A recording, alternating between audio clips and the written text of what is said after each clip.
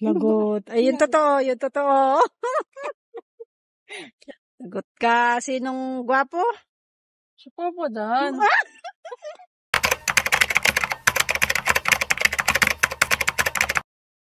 So yan, good morning, good afternoon, good evening po sa lahat mga kalingap. Ito muli ang inyong likod, Batang Elio po at ang sasamahan po naman natin ngayon ay walang iba kundi si Kalingap Dan at si Reyna. Dahil lumabas nga po ang mga ito, kasama si Ate Roda para magpasuob dahil nga po baka nabati sa Palawan ang kanyang kamay. Ibig ko sabihin si Kalingap Dan po dahil alam naman po natin lahat na ang kanyang kamay ay namamaga. So susubukan naman po nila sa isang albularyo, baka nga naman ito magiging solusyon po At ang nakakatuwa po dito guys, ang pakikipagkulitan ni Roda kay Reyna na tinatanong kung sino mas gwapo, kung si Kalingap Dan nga ba o si Kalingap Rab. At panoorin po natin kung ano yung mga nakakatuwang sagot ni Reyna. Samahan niyo po ako guys. And bago pa tayo tumuloy doon, huwag po natin kakalimutan suportahan palagi ang lahat ng mga programa ng buong Team Kalingap. Sa pangunguna ni Kuya Bal Santos Matubang, Ate Edna Bags at syempre si Kalingap Rab and Ma'am Jackie.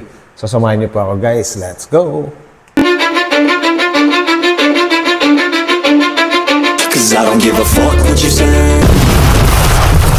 Dito po kami sa Gubat, charot. Ayan, hindi. May pupuntahan po kami na magsusuob daw kay Kalingap Dan kasi nga namamaga yung kanyang kamay. Sino gwapo? Si Kalingap Dan o si Kalingap Rab? Si Rab. Talaga? Si Rab nga. Si Rab. Ay, Papa Dan. Papa Dan. Kanina hindi niya makilala. Bakit ang sabihin mo kanina, mas gwapo si Papa Dan. Papa Dan. Diyan mo na, mas magwapo ang kasi si Dada kasi yung Kuya Rab. Lagot. Ay, yun totoo, yun totoo. Lagot ka. Sinong gwapo? Si Papa Dan. Si Papa Dan. Lagot ka ngayon kay Kuya Rab mo, Reyna. Nako, may palo ka sa puwet ngayon. Nako, good vibes lang po to guys, Wala pong issue po ito. Dahil bibigyan lang po natin na reaction itong si Reyna dahil nakakatuwa ka nga po. Dahil marunong na siya makipagkulitan po. Ay.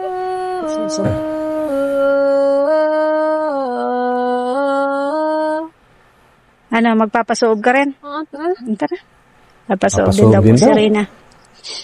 Yan. Nagyaya po. Papasuob po kasi si Kalingap Dan. Siya gusto rin magpasuob. Para daw mawala yung mga lamig sa kanyang katawan. Ay, sos. Kawawa naman. Wala akong dalang pera. Wala akong dalang bag. Wala akong dalang pera. Masakit siya ma? Grabe guys, Ang ganda niya, may lamig. Ang ganda ni Reyna talaga, tsaka ang tangkad. Sana lubusan ng gumaling ito para naman mas marami pa siyang magawa, Pwedeng pang beauty contest si Reyna o kaya pang model. Yan. Oo, meron nga. Sige na. Natanongin natin doon yung nagsusuog. Abo, bola ko dyan. Takot. Natakot sa gubat. Takot naman mag-isa. Alam ko kung bakit katakot kasi nandito tayo sa gubat. Oo nga, alam na din. Alam na this. At po kasi nga ganitong gubat, takot si Reyna.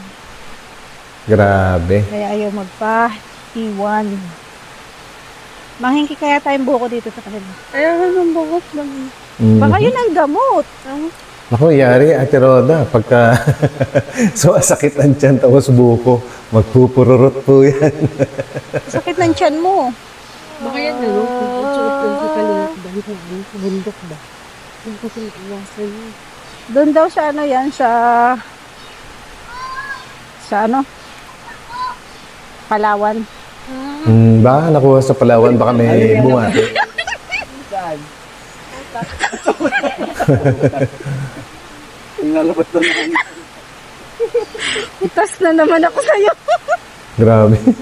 Kilig na kilig si Ate Roda. Pero sa tingin mo, naniniwala ka ba sa suko? Hindi ko alam. Hindi daw niya alam. Naniniwala kasi ito. Ayan guys, supportahan din po ninyo si Kaprom D. Siyang pig-vlog ni Karen. Hindi po. Ano pong ginagamit mo pag susuob? Yung tawas. Yung isa sa inyo. Matagal ka na po nagtatawas. Tagal na pero hindi na yung talagang totally nagtira ng mga gamot. Napilit lang sila. Kasi pag nagaling na ba? Pag nakayaw man ako. So guys, naniniwala din ba kayo sa sa mga ganito, mga albularyo? Kasi ang dami pong naniniwala Ewan ko. Ako minsan naniniwala din ako kasi may mga may mga napapagaling sila na hindi nagagamot ng doktor. Minsan lang po, hindi ko alam kung tsambahan or what. Pero kahit pa paano, may paniwala rin po ako. Hindi naman talaga yung gamot. Yan, gumaganit ko. Ano ko yan? Lina. Lina. Ano? Okay ka lang? Bakit di ka mapakali? Ay, mo kalma. Oo, kalma nga. Pakali. Ang galing Ano nga sumagot. yung kalma? Kalma. Grabe. Matalino pa nga sa akin si Rina sumagot eh. Oo nga. Sabi mo kasi, ang kulit mo.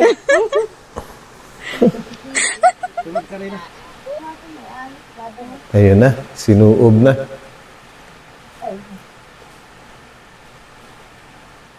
Di ba sa... Ito, mapasuol din daw po si Rina. Lagi na magsimba si Rina, gagaling ito. Ano? Palagi nga sa simbahan si Reyna, kasama ni kasama ni Ate Roda.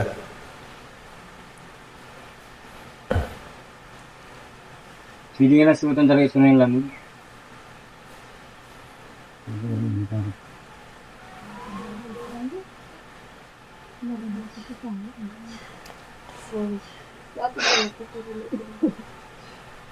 Sa'yo na lang. Oo, ano sabi? Ginawa ko. Okay na. Binibigay sa'yo? Uh-uh. Binibigay pa na. Alam yun. Sunurin baga. Oo, alam pa na yun.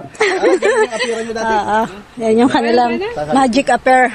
Grabe guys, meron palang magic affair. Ngayon ko lang nalaman to. Oh, di ba first time? Wala ka naman na daw palang hangin. Okay na daw? Wala, salamat po. Sige. Okay na. Pa-thank you ka na. Kaya ko kaya. Sige. Ayos na. Na. Okay na daw. Ayaw magpabayad, ano? Mabait sila. Ay magpabayad. No? Tapos yung pera, kukunin mo dapat kay Kaliwakdan. Bakit? Pinayos sa akin. Galing talaga. Dan mo? Oo, mamadan.